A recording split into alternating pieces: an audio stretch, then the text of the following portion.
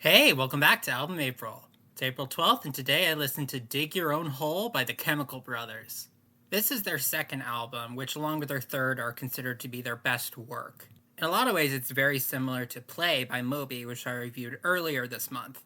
They're both late 90s electronic albums that feature a lot of samples and looping and stuff like that. But whereas Play from Moby I loved, Dig Your Own Hole, I would give a thumbs down to. That might be the first album this month that I would actually say, no, I didn't like it. There were a couple okay songs on it, but for the most part, it does all the things that are a turnoff for me when it comes to this kind of music. I'll compare it to Play by Moby to sort of illustrate what I'm talking about. Both of these albums have a length of 63 minutes. Play by Moby has 18 tracks, Dig Your Own Hole has 11. If you do the math, the average song length on Play is 3.5 minutes, while the average song length on Dig Your Own Hole is 5.7 minutes. I've said in the past that an album with fewer longer tracks is going to feel exponentially longer than an album that has many shorter tracks, even if they're actually the same length.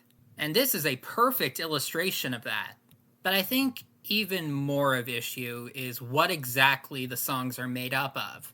Both the songs from Play and Dig Your Own Hole are mostly made up of quick repeating motifs.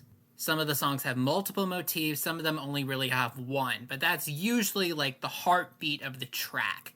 And while I don't really have the data in front of me to quantify this, I feel like, at least anecdotally, the loops on Play are a lot longer than the ones on Dig Your Own Grave.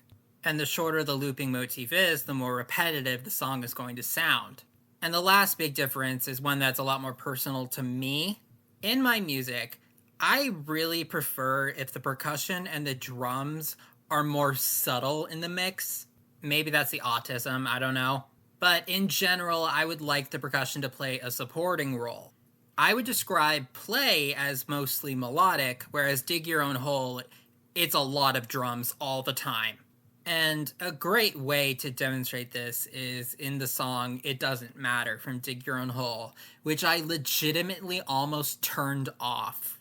For the majority of It Doesn't Matter's 6 and some odd minute runtime, on every single offbeat, there is the sound of a cymbal. Except it's not even the sound of a cymbal. It clearly comes from like a drum machine. And it's like a really short amount of the ringing right after the cymbal is hit. And it just keeps going and going and going. And it is unbelievably loud in the mix. I had to turn down the volume in my headphones because it was making me uncomfortable. It was at the point where I was legitimately thinking, if it goes like this throughout the entire runtime, I don't want to listen to this song. Just full stop. However, at that point, it did get a little quieter. And occasionally it would dip out into nothing, but it would come back. It Doesn't Matter is certainly the worst culprit of it, but there are so many points on this album that can just be labeled as quick, repetitive, unpleasant noises. Basically like an alarm clock made into a song. However, given those criticisms, there were a few songs on this album that I thought were okay. I kind of enjoyed Setting Sun, which featured guest vocals from Noel Gallagher. Not Liam Gallagher, the actual lead singer of Oasis, but Noel Gallagher, the main songwriter. And listening to him sing on these songs, I'm thinking his singing voice is more pleasant than Liam's. How did this happen?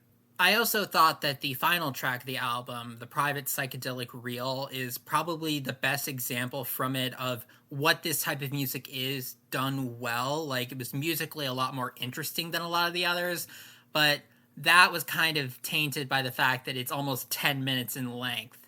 And there is a song from this album that I probably would call a good song, and that is the second to last song, Where Do I Begin? It's a lot more melodic, it has a better sense of pacing, and it features female vocals from Beth Orton. The combination of the drum machines and the real instruments and sort of the folksy female vocals reminded me a lot of Teardrop from Massive Attack's Mezzanine. If this album is a good representation of what Chemical Brothers music is like, I think I can say that Chemical Brothers isn't for me. This is the techno equivalent of thrash metal. I was not a fan of it. And with that, I'll see you tomorrow.